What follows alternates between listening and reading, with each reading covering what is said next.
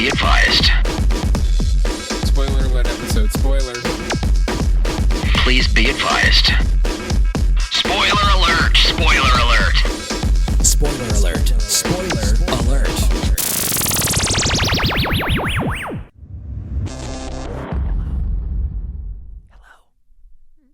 Hello? Hello? Yeah, I raised my own volume like that. I started with a creepy whisper, and now we're at a real voice. Ladies and gentlemen. You're going to get fired from the show if you do a creepy whisper. Creepy whisper gets me fired from the show. Oh, wow. The climate's that bad? Yeah, it is. Right. Yeah, it's just now it's creepy whispers. You get fired from an Just a show. creepy whisper? Yeah, it was it. more like a haunted. It wasn't like a sex creepy. No, it doesn't matter now. Oh, Totally. Rosie's Yeah. offended. Oh, my God. All You're right. my witness. I'm a white male. She's a minority lady, so I'm guilty. Hey, Rosie. Welcome to Comedy Film Nerds spoiler episode. Spoiler episode 70. Oh, the big 7-0. Yeah, it's and The Disaster Artist. This is a movie we were looking forward to. We're going to get all into it. And we've got a super fan with us. We've got a Super. super fan. That's Rosie Tran, everybody. Real quick up top, if you're new to the spoiler ep, so I know we have to do this every time, but we're going to talk about the entire movie, the ending, key elements of the movie. So if you have not seen it and you don't want it ruined for you, press pause, go watch the movie, and come back. You might have to watch both movies for this one. Yes, yes. So the reason we're doing the Disaster Artist spoiler ep is Rosie texted me like a month ago and was like, Graham, I want to do a Disaster Artist spoiler ep. And I was like, okay. Like, I didn't think. Usually we get somebody like, I want to talk about Thor, Ragnarok, some big blockbuster. And it's Jackie. And it's Jackie Cation. Yeah. It's almost always Jackie.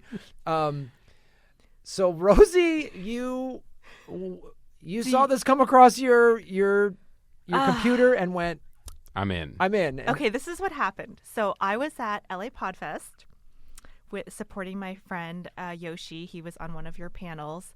You've done, we had Out of the Box in the festival, I think 2 years ago. Yes. And so I was there supporting and watching, and you were prepping for Comedy Film Nerds, and you played the trailer for The Disaster Artist. And I was like, Graham, what is that? And you're like, it's about the movie The Room. I was like, what are you talking about? And you're like, The Room.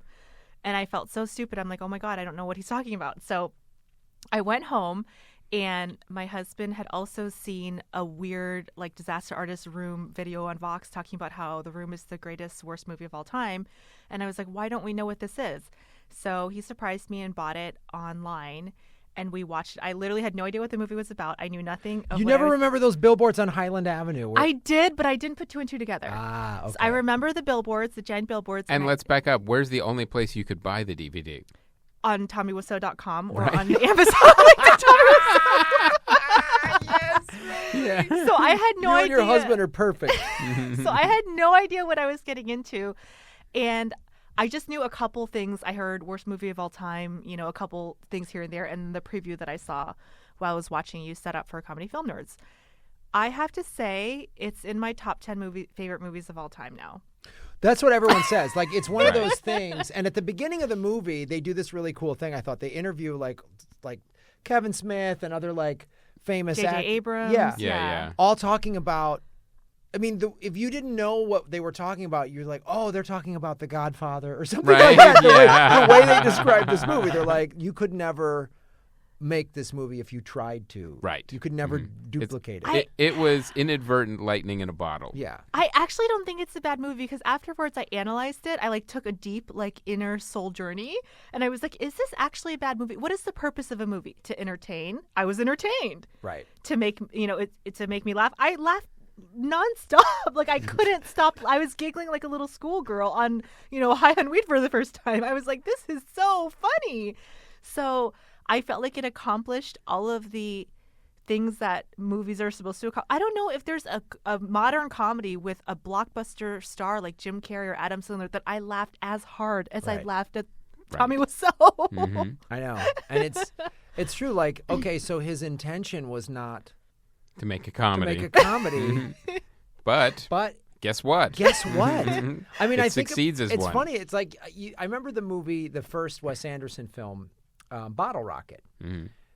Now, it's not as crazy of a story as The Room, but they It's were not, yeah. writing the script. Wes Anderson and Owen Wilson, and they're like, oh, these guys, and they're going to break into this thing, and they're going to steal $230 or whatever, and they're on the lam, and they were writing like a serious heist movie, and then they went back and read initially, and they just both started laughing. They're like, well, this is ridiculous. They wanted to be these like serious, gritty filmmakers, and they were like, well, this is preposterous. And that's why Bottle Rocket is so hilarious and has so much heart to it, is the initial intention was to be this like Gritty, dark, gritty crime drama. I mean, these guys with these dilemmas and these And backstories. all of the Wes Anderson films are comedies now. Like I can't imagine. I don't think he's done a serious film, right? As far as drama, serious drama. Is Wes Anderson? Yeah. Well, you know, the thing The about Little Tenenbaums is comedy. the thing about what he does is he mixes the two. So you've got really poignant moments, and That's true. you've That's true. also in like these quirky comedy films. Well, like or Rushmore. dark comedy. Dark. Mhm. I mean, Yeah. Rushmore has some like heart-filled moments. Right. You know what I mean? Mhm. And so does I'm blanking on the name of it, the one that came out maybe 4 or 5 years ago about the kids in the summer camp. I'm blanking on the name. Something's. Oh, Moonrise Kingdom. Moonrise Oh, Kingdom. yeah, There's yeah. some like, wow. That's an amazing script too. You know? when you just listen to every Oh. single word. The scene where the written, boy yeah. is like, I think the girl feels slighted, and he's like, I'm on your side. It's just this like, oh, like that's all anyone wants to hear. You know what I mean? There are a lot. There's like parental in some of his movies. There's like parental, and there's like relationship, and all sorts of Like I like I don't like all his movies, but even when I don't like a movie, there's still interesting things in it. And sometimes I like the ones that other people didn't like as much, like the Darjeeling Limited, the one I like on the that one. train. Yeah. I really liked that one, and that one did not do well at all. I think the last few didn't do well, but he always has something very, very But, interesting. well, Let's do our ad read. let's do our ad read. Before we get into the before we get into com yes. and how they fulfill orders. ladies and gentlemen, this episode is brought to you by Warby Parker. Warby Parker glasses, a new concept in eyewear, and you get a free home try-on program. Order 5 pairs of glasses, try them on for 5 days. There is no obligation to buy. Ships free and includes a prepaid shipping label. So, but here's the thing: Warby Parker, they're like a lot of these new companies where they wanted to kind of basically disrupt the industry with cheaper glasses. They said, glasses shouldn't cost as much as an iPhone, and they do. You go into a glasses store and they're really expensive. So, they wanted to make buying glasses online easy and risk-free. But there's, there are a lot of questions like, well, wait, what about the prescription? How do I get that in there? You can email it. You can give them your doctor information. They'll actually contact the doctor for you if you want. So there's different ways to actually get your prescription over there. But they start at $95. That's a fantastic deal. Yeah. And all you have to do is go to warbyparker.com/comedyfilmnerds to order your free home try-on today. That's warbyparker.com/comedyfilmnerds. Free home try-ons today. It's a cool thing. They have a Warby Parker store actually in Abbot Kinney in Venice Beach. Mm-hmm. So you could like that was cool to see it. But then if you're not close to a store, they'll send you the stuff. And this is the new trend, and it's a good one of companies doing what Warby Parker's doing, where you send it, try it, free shipping if it doesn't work for you. So you don't have to. You can do it all in the. And for every pair you buy, a pair is distributed to someone in need. So they're a that's charitable nice. company too. That's awesome. So check them out, Warby Parker. All right. So now. Let's get into it. Oh, so Graham, I didn't answer your question. So after all of that, then I texted you and I said, Graham, I need to be involved. Disaster artist. So after you and your husband watched it at home, you were like, "Oh my God, this is the greatest thing I've ever seen." I had an extremely positive experience with The Room, and I know we're here for the disaster artist, but then I had an extremely negative one. So I was so excited about it, I wanted to share it with my friends. So we have a couple friends that are like our best friends, and we're like, they're gonna love this. I invited them over. It was the most awkward hour and a half.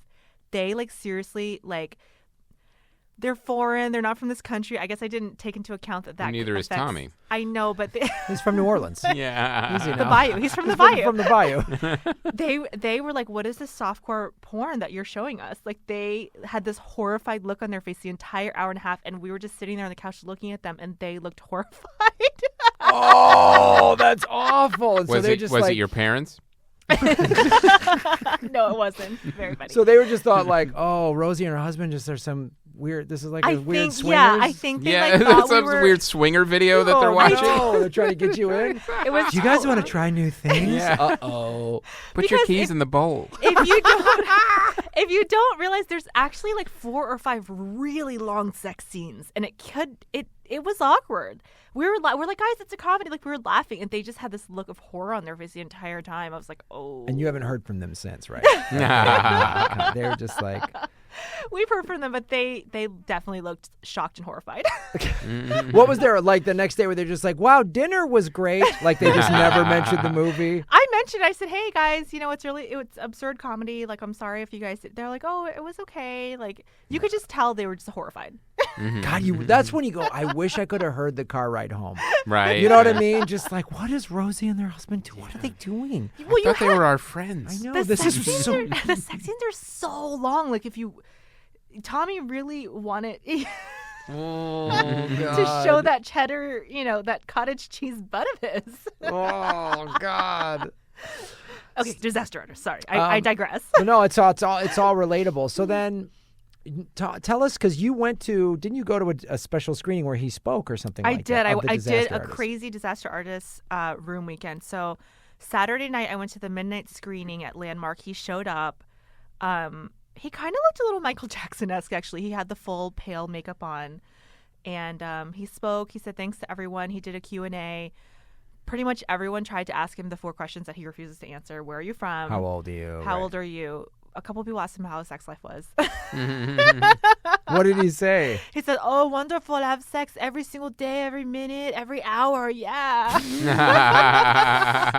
was a total Tommy answer. Oh, Tommy, you're So- 75. No, you're not. Yeah, someone, they asked him where, he's how old he was. He said, "Who cares? Next question." Right. So he was awesome. He's a funny guy by accident.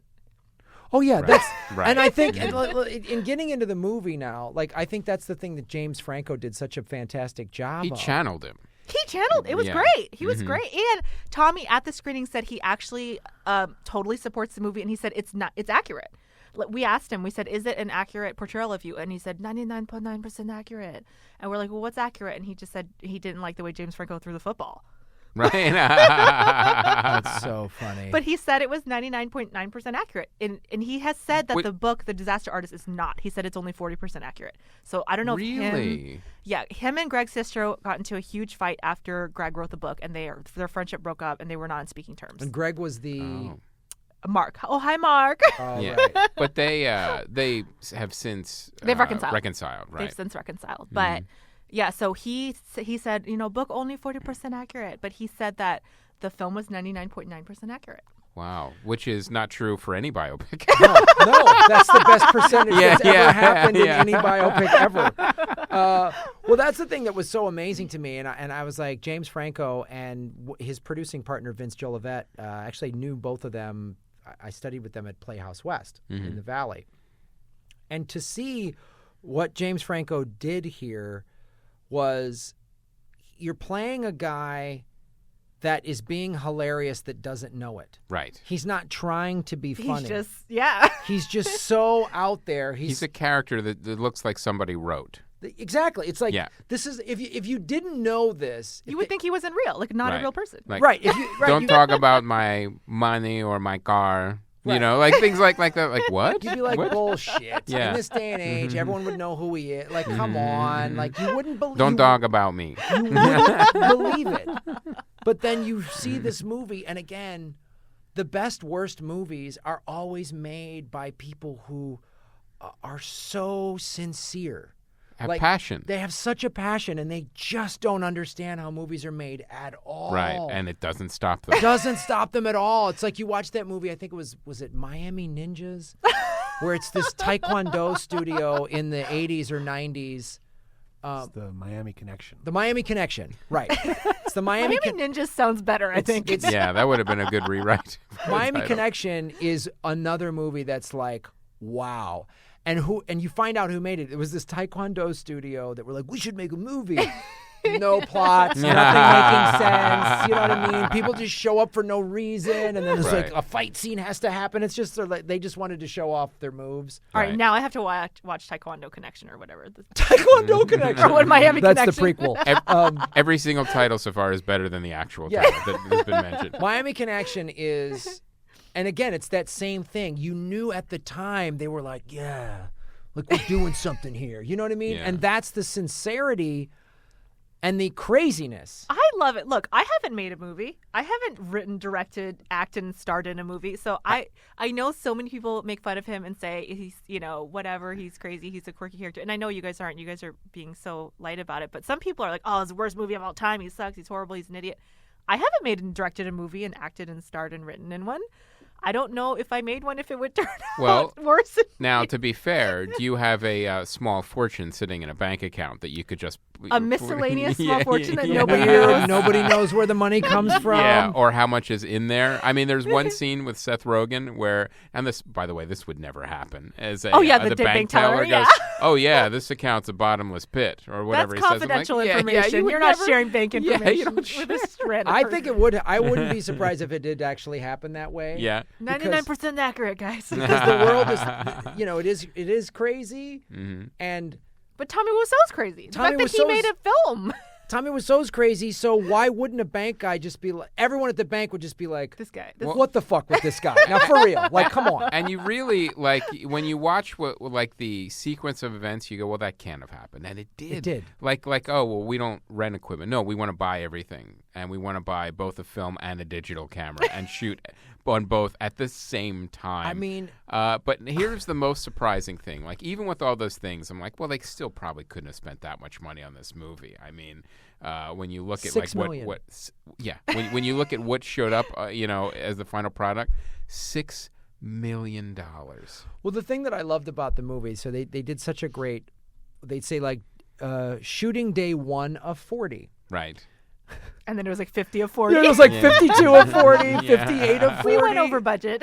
and the thing I loved about it was why I believe it to be true, and hearing that Tommy said that at your screening that you went to, Rosie, that it was 99.9% accurate.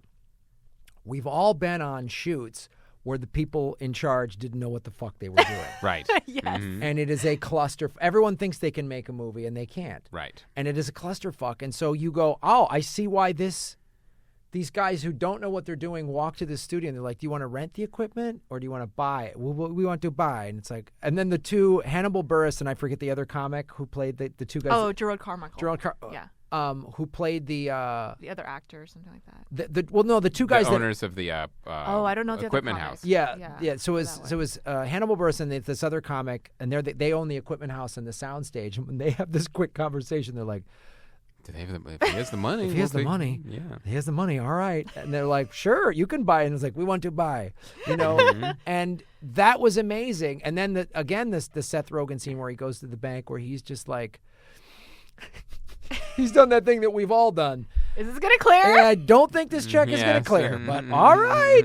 And because that's crazy show business. And when the guy clears, he was like, what? So not Yeah. to toot my own horn, but I was in a movie with Little People and also, so who's the basketball player that is friends with Kim Jong-un? Dennis Rodman. With Dennis Rodman. And that happened to me, and my check did not clear. Yeah, of course. That happens all the time. So My that's Dennis Rodman movie check did not clear, but Tommy Wiseau's check's cleared. Yeah, So. they did. and that's why I maybe I just want to believe that bank scene is true because I Yeah. believe the guy goes in there and says, "Wow, I didn't think this was going to clear at Yeah. all," and the teller just goes, "Oh no, man, Yeah. $6 million. So that means that he's worth more than $6 million. Of course, because, that was so just the he's got to budget of be the like film. 20-30 million because he just threw it like it was nothing it to was drop in nothing. the hat, right? Here- he's That's- got to be worth. I mean, even more. Or there must be a steady stream coming in. Like, is it drug money from the Russian mob or like what?" New Orleans. Yeah, Mafia. I'm sorry, the New Orleans mafia. Does he own Warsaw in Poland yeah, or something? Yeah. He's an eccentric millionaire. Here's the other thing I found out. You know that billboard on Highland Avenue? $5,000 a week. Really? $5,000 a week. It was up for years. It was up for years. Yeah. I never knew what it was. I would see it and I was like, what is that? That's $250 grand a year. Yeah, just for the billboard For for the a movie that billboard. wasn't showing anywhere.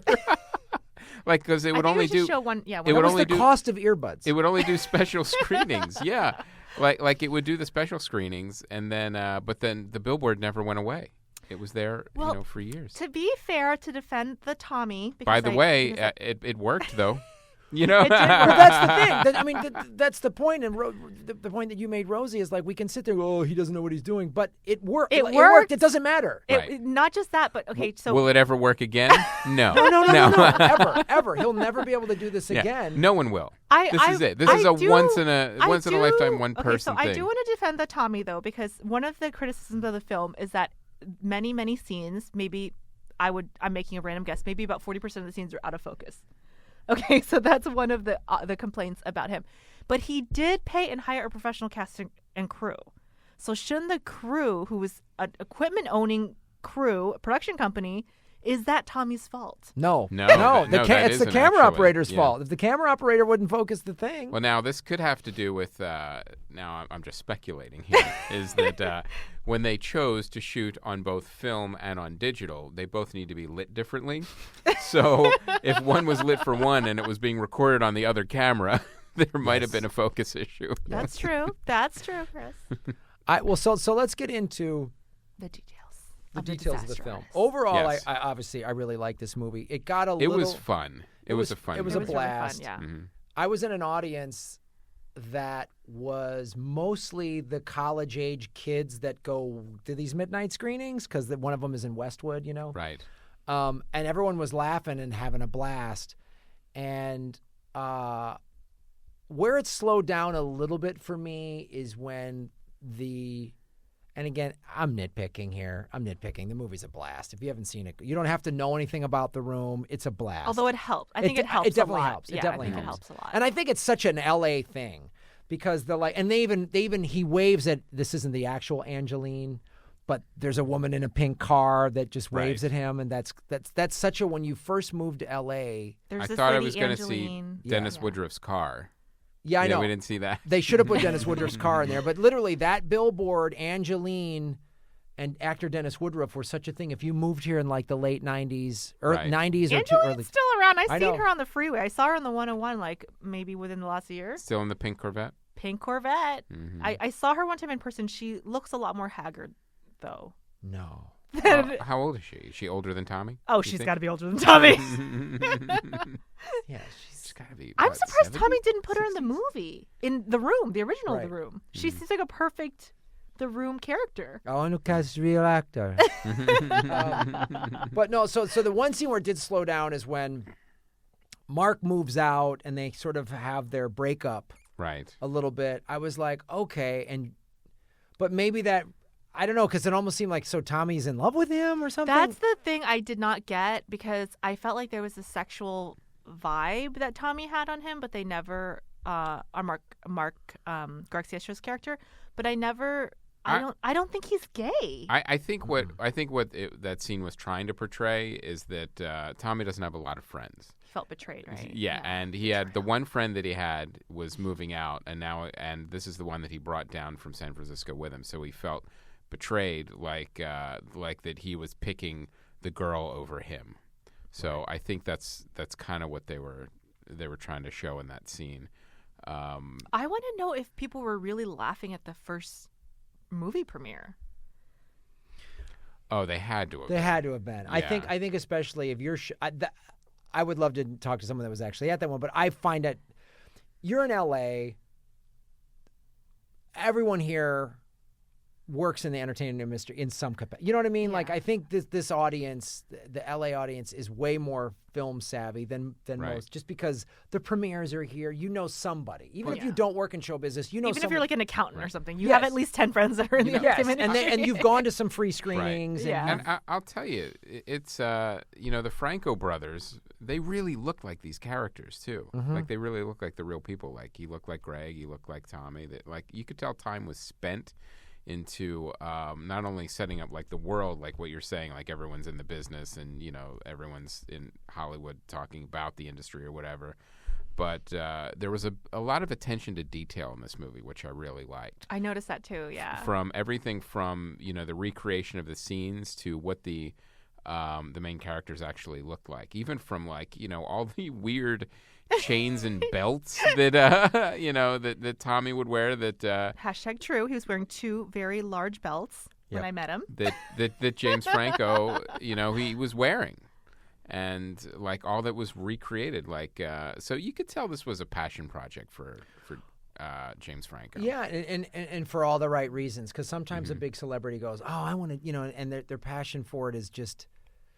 This was a fun passion project. Oh, it was great. Yeah. Obviously, he's like anyone who saw the movie, saw The Room, and went, "Oh my god, Yeah. who the fuck? How do we? Let's make a story about this dude." And then when the book came out, I'm sure he was like, "Okay, buy the rights to the book. Let's do this." He's mentioned in the book too, James Franco. I think. Yes, Tommy says he would only have 2 people ever play him, Johnny Depp or James Franco. Right. And this is before they bought the rights and they were planning it. He just said it. Right. Like at a screening or an interview or something. He said, I'll only allow 2 people to play me. Oh, that's so great. These 2 really good-looking actors is who he picks. Fantastic, Tommy. And James Franco even stayed in character as Tommy Wiseau in between shots while directing the film. So, but I can see that. I could totally see I think that. you kind of have to. I feel like it would be hard to go back and forth. You Right. could, because it's not just like sort of, get in this emotional state. You're done. And I think you couldn't flip back and forth between that specific speech Like pattern. accent, yeah, that accent, weird, mumbly. Oh, hi, Mark. Oh, hi, Mom. Yeah, I hi, went like Mom. real movie. Like you couldn't just then at lunch be talking regular. No. But that's the thing that was so amazing too about the stinger at the end credits where there's a party scene and the real Tommy comes up and interacts with James Franco as Tommy in the stinger at the end of the movie. That alone is worth watching the entire film for, because he's just like, who is this guy? Who are you? And they're both talking to each other. And it's just like, I give props to James Franco's acting.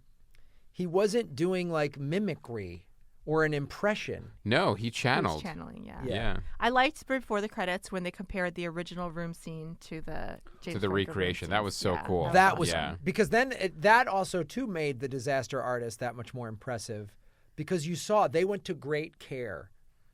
They didn't give their interpretation. They said they reshot pretty much 20 minutes of the original Yes. film. 20 Yeah. minutes. They They did- reshot that And movie. the same physicality, Yeah. the same. It was a couple things were off, but yeah, it was like 90%, 90+%, like perfect. But it was just like, the wardrobe, and then the original actors that were cast. You're just like, wow. The girl that plays Lisa is a stand-up, but I've never met her. No, really? I Googled her and I saw a bunch of stand-up clips online, and she had performed at a couple places that I've, like some bar shows and stuff that I've been to, and I was like, oh my God, I need to meet her. I need to meet her. I wanted to say, too, so then. I want to know what it's like to like have Tommy Wiseau on top of you and have to reshoot that like 9,000 times. I know. Because there was like so many reshoots. I know, and they're like, is he having sex with her belly button? Like, Yeah. Does he know where her vagina is? Like, God damn, that was fun. Seth Rogen and Paul Scheer, their characters, I thought played. Paul Scheer did a great job of playing like a crew guy that's fed up. Right. Mhm. That's probably Which worked- is all of them. all of them, just fed up, just enough. That's so true. I never thought of that till you said that, but it's true. Yeah. Just like, what is this guy doing? What's going Mm-hmm. on? I mean, even the small scenes like with showing the whole crew, Charlene Yee. So funny. Can we take a picture of continuity? That's in my head. Yeah. And everyone's just staring at us. Continuity? What?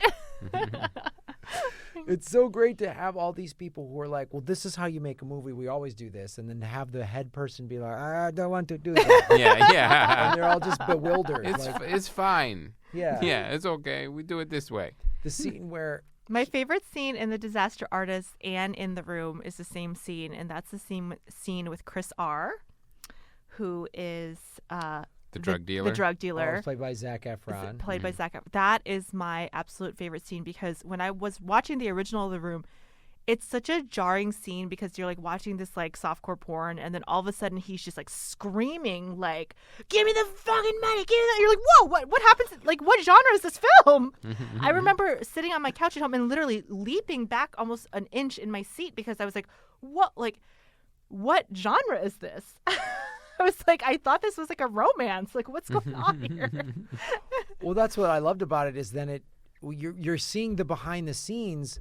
So the Chris Ark or Zac Efron is like, all right, he got hired to play this character. This actor's like, I'm showing up. I'm bringing it. You want me to be the criminal? So you see they're like tweaking the lights and doing all that stuff. And then he's like fucking getting himself fucking ready. And you're just like, oh, this is rad. It was a great role for Zac Efron, too. It's great. It was perfect for him. Because like I remember I've watched in that Stanley Kubrick documentary, they show Jack Nicholson on the set of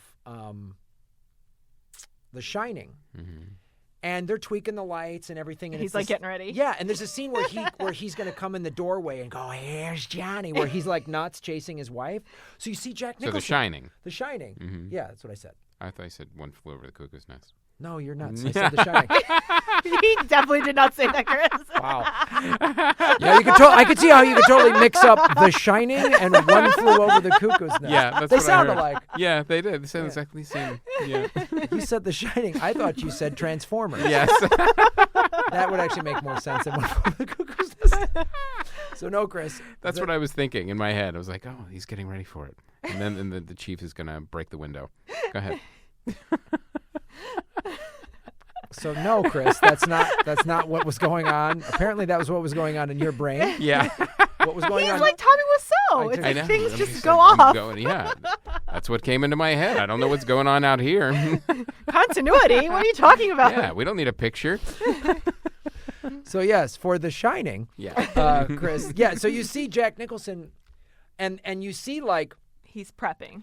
and you see like camera guys like get out of his way. You know what I mean? Because Jack Nicholson is just going. He's method. He's method. He's getting nuts, and you see, and so that's happening in the Disaster Artist. Showing that I was like, it was such a cool. It is sort of behind the scenes on how movies are made, but then specifically this movie and how a bad movie, like people who aren't in the entertainment industry, are like, God, how did they make this?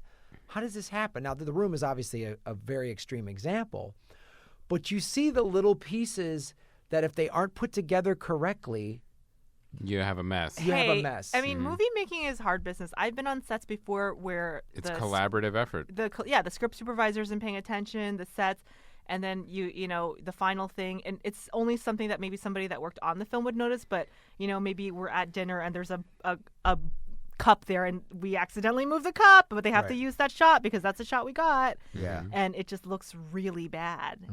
So on this, obviously, I don't know if Tommy purposely wanted to look bad, or I personally think he's an accidental creative genius. I mean, he's a genius to me. I was entertained every single time I watch. I've watched it now 3 or 4 times. I'm entertained. Disaster Artist, I was completely entertained by who he was as a person. I don't know if I want to hang out with him and be like best buds. And name a movie other than Rocky Horror Picture Show that whatever 13, 14 years later is still standing room only. Yeah, is sold still out. sold out Has screenings. that cult following. How many movies are doing that? And Are now talking then about get a movie made about it. Yeah. And refuse distribution and only sell it on your website. Yeah, I mean like no one else has done Tommy this, wants his profits, okay? He needs to Yeah. make back $6 million. Right. which he has. I'm sure I he think he- will. yeah, I think he and will. now this Disaster Artist film, the room screenings are going to be fucking sold out. Right. Like this is going to up his ticket sales and his. Good for him. I haven't done something like I said. I haven't done something like that. I know. Good for I him. wish I could do a movie from 13 years ago. I did a movie 13, 14 years ago. There's not standing room only people to watch Hello Junkie. You know what I mean? They might watch a clip of it on my YouTube channel, but there's no way it's this. Well, this is the kind of thing, too, where, and at the end of the movie, you see that him and Greg are still making movies. Like, they're still putting, but, They have a movie coming out in a couple months. Best Friends. But it's the kind of thing where, Fantastic. it's. It looks horrible, but No. It's No, never. Rosie. How could it look? it looks actually horrible though. Like it doesn't. It's not The Room. No, and nothing ever will be. No matter how they could make 100 movies after The Room. They could even and take the same cast and crew, and they probably couldn't make The Room. You could Yeah. sit there and actively go, let's make the craziest, dumbest movie with no continuity and it wouldn't be It wouldn't the be room. The and Room. it still wouldn't be The Room. You couldn't Yeah. do it. Yeah. You couldn't duplicate this ever again. That's why it is so amazing. Like, Yeah. And, By the way, I actually wanted to comment on something. We got on a tangent. So you were talking about the detail.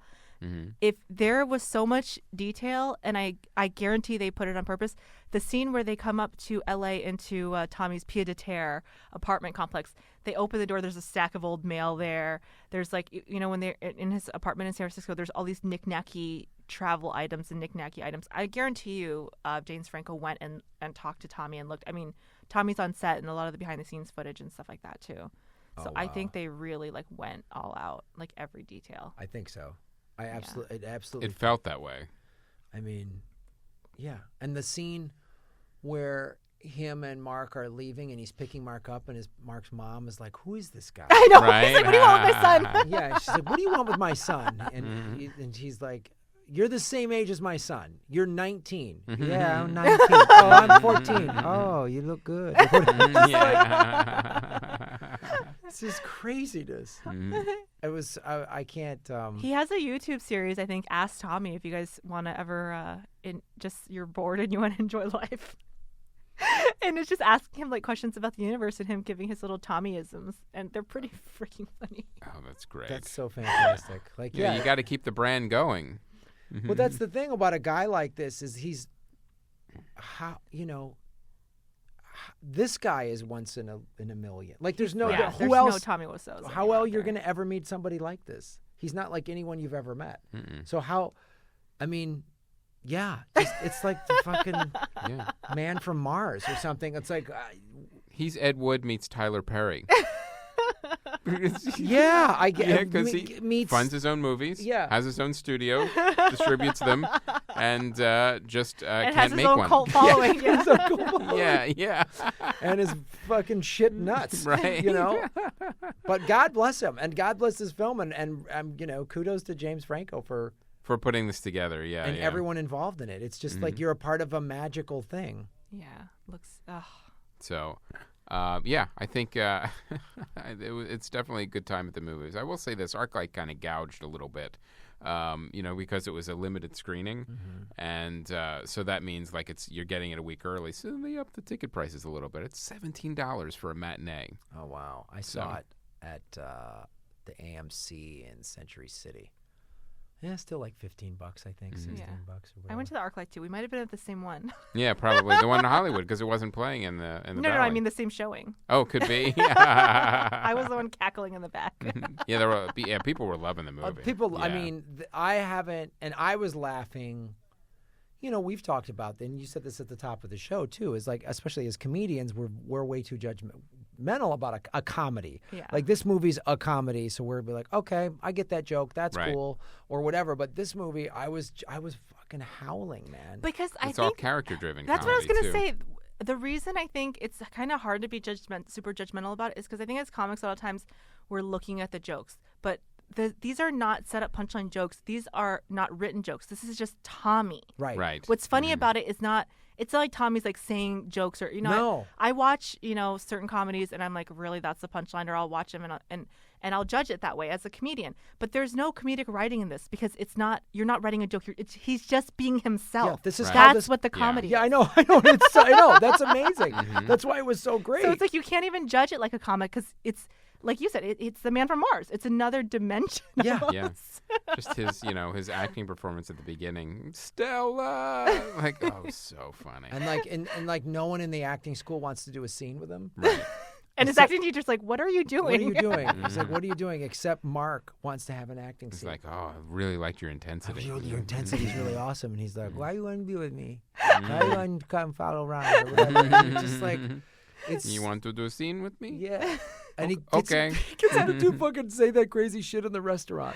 Yeah. Like only Wingbird actors would be like, yeah, man, you got to be real. It's funny that you said that because I was thinking that whole time about Greg Siestro's or Mark or whatever. I was like, I know guys from acting class like that. They're like, yeah, you got to be method intense. And I did that. I was working on a scene from what is it? Transformers? Transformers. No, Chris, One Flew Over the Cuckoo's Nest. It's a scene where Billy kills himself. It's fun. Scene. I did it at a Chipotle. No, that scene, I believe the soldier. And so there's this scene between I play the white officer, obviously, and You're white? yeah, I know it's weird. White guy, Graham Elwood. Who would think that Anglo-y name would be white? But they made it into a movie with Denzel Washington, but it's an officer was killed in the 40s, and when they were first starting to integrate the army for World War II, so it's this war and race issue thing. So I was playing the white officer, and I'm talking to I'm gonna look it up. What was the name of it? I'm gonna look. He doesn't know. Oh. He's Googling it. The soldier, yes, 1982. So this was no, this is not it. I told you. Universal Transformers. Soldier? No, Is that? Soldier Story, maybe. A Soldier Story. This is it. Yeah, so it was directed by Norman Jewison. It's based on the Charles Fuller play. Okay. It had Howard E. Rollins Jr., Adolph Caesar, and Ooh, someone's named Adolf? yeah, and he's a fantastic actor. So this movie, it was a Broadway play that they made into a movie, and I highly recommend it. And so they're investigating this. This black man was killed. This black sergeant, and they're on a base that is segregated. So there's the black soldiers are on part of the base, and the white soldiers, and they're getting ready. This is how it actually was done. And they sent black units to fight in World War II because they didn't want to integrate Right. the military. So this guy's killed, and Tuskegee Airmen. yeah, it's so this guy's killed, and then there's a new black officer that's investigating it, and so he's got to interview a lot of Southern redneck soldiers, and so it's this whole thing about race in the South and everything. Can't be an easy job. It's not an easy job. So it's this really good play. So me and a buddy from my acting class, we're working on this scene, and there's this powerful scene where they're arguing. That's a white. We're the same rank. It's really well written. We're both captains, and I'm not a full-on racist. My character's not a full-on racist, but I'm a white guy in the 40s in the military in the South, so I have some skewed ideas. And so there's this scene, and we were rehearsing it in class, and the teacher's like, "You guys are too big. You're too yelly. It needs to be a little more reserved." So he said, "Go do this scene out in public." And like the N-word's being thrown around in the script and all this stuff, and we're just like, I'm like, all right, man, And so we we're in a Paquito Mas, but it actually was this purposes it was good for the scene because then we learned how to Be intense, but not as loud. Yes. Yeah. Because Be intense in a public place. yeah, because that's as a young actor and on a stage actor, you just make everything big and loud, and on film, it's like known as the taquito technique. yeah. Created by Graham Elwood. This is my taquito acting technique, guys, and really good salsa. But so anyway, like watching that scene of these two young actors like do that. I was like, oh, God. One young actor. One young actor. Sorry, Tommy. and James Franco, who's my age, and I'm 32. I meant he was playing Tommy, who was supposed to be a lot older. Yeah. Mm-hmm. James Franco's my age. I'm 48. He's around there. He's right in that wheelhouse. All right. But he's not 19. But he's not. Which is what Greg Siestro was playing a 19-year-old. So. So yeah, it was that reminded me. What do you want with my son? Anyway, what else? Anything else to? I think we covered this movie. Rosie, final Both thoughts movies. since October, your life has been changed. You saw because of you, actually, Graham. Because of you playing the trailer at LA Podfest, my life has been changed. I had to take one of my favorite out of the top 10 and put The Room up there, and maybe Disaster Artist. What got bumped? I'm not sure yet, but One I know. Flew Over the Cuckoo's Nest. Did Chris just say The Shining? I thought I heard him say The Shining. So you gained a movie and lost a couple. Yeah. A lot of ups and downs since Podfest. A lot of ups and downs. Since, if you guys could have seen their horrified faces, I wish I mean, could've. it was like we started watching it, and I thought, okay, they're a little uncomfortable. There is like an opening sex scene and a threesome scene with Denny, a little awkward, right? I was like, okay, I get it. I'm being patient. You and your husband should have started making out or something weird. You put your hand on her leg. Let me just say, I love my friends. They're two of my best friends in the whole world. But if you do not laugh at cheep, cheep, cheep, cheep, cheep, Right. there's something wrong with you. Yeah. I did not do it. I did not do it. Cheep, cheep, cheep, cheep, cheep, cheep, Yeah. cheep, cheep. It's the most insane scene. He wrote it into the script. He wrote the words cheap, cheap, cheap into the script. Who does that? In your mind would the words cheap, cheap, cheap ever be like, this is going to be such good dialogue? Comedic genius. That's all I have to say. And then the football scene in the alley, and then during the credits when they showed the original and then that other random couple that had sex in the house, the guy that left his underwear. It's like every part. Wait, this is the couple that visited you and your husband? Every part of the film is like literally the opposite of what someone using logical thought would do. Yeah. That's the beauty of it, because it is a case study. It is a stream of consciousness. That's a very eloquent way of putting Very it. polite, Chris. Very polite way of putting it. All right. Well, Rosie, where can people find you online? I know your podcast. Yes, listen to my podcast, Out of the Box Podcast. I've been on it. Find me. You've been on it twice. You're one of only 2 guests that have been on twice, Graham. Nice. Oh, wow. Cheap, cheap, cheap, cheap, cheap. Cheep, cheep, cheep. Cheeky, cheeky. Or on Twitter at Funny Rosie. Nice. Yeah. Guys, it's official. The FNX stand-up show, Custer's Last Stand-Up, is going to be. We're shooting our first show December 17th out in at the San Bernardino, the theater on the San Bernardino Valley College campus. We've got 4 amazing comics: Leah Mansfield, Sheila Chalikey, Jim Rule, and Mark Yaffe. It's a Native American stand-up show, and world indigenous people, and just also big-name comedians. So if you go to GrahamElwood.com, you'll see the dates there. So come out December 17th. You're supporting a cool new channel. It's only about 5 or 6 years old, FNX, First Nation Experience. And tickets are $15, $10 if you have a student ID. So come on out and support this. I'm directing it. I'm producing it. It's a big deal. So you'd be supporting me and seeing some really cool comics maybe you haven't heard of. And we're going to be doing 13 of these episodes, so please come out to one or more of them if you can. Now people can see it on PBS? Is that where? Yeah, else so they can see FNX it? is carried on a bunch of different PBS channels. It'll be out on the network in the spring. But if you are in Southern California in the next 3 months, come out. Check out a show. Check out a show. Come to a live taping. You're helping, you get to see how TV's made. Very cool. It's really cool. So I want to mention, too, the final episode of Conversations from the Abyss has dropped for Season 1. And this is called Good and Evil, about an angel and a demon who discuss the nature of good and evil in a coffee shop. And it stars Cecil Baldwin from Welcome to Night Vale. So check that out, Conversations from the Abyss. I think that's it. That's our show. Mm-hmm. Thank you so much, Rosie Tran. Thank you for coming to Podfest. Yes. And watching our please. show that changed your life. Thank you for alienating your friends. Yes. And All in the name of movies. all in the name of movies. I'm glad you texted me so we could have this experience. Thank you to Aaron Brungard and everybody here at the ATC. My name is Graham Elwood. And I'm Chris Mancini. And as always, remember, Han shot first. Cheep, cheep, cheep, cheep, cheep, cheep, cheep. Oh, hi, Mark.